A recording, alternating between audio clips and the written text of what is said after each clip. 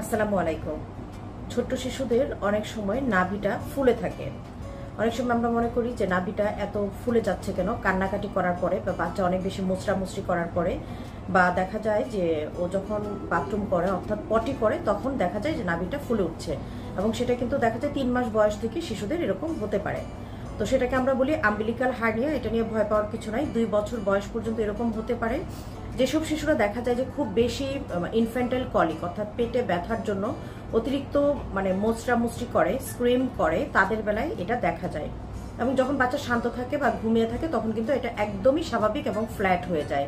এটা নিয়ে ভয় পাওয়ার কিছু নেই, 2 বছর বয়স পর্যন্ত অপেক্ষা করা যায়।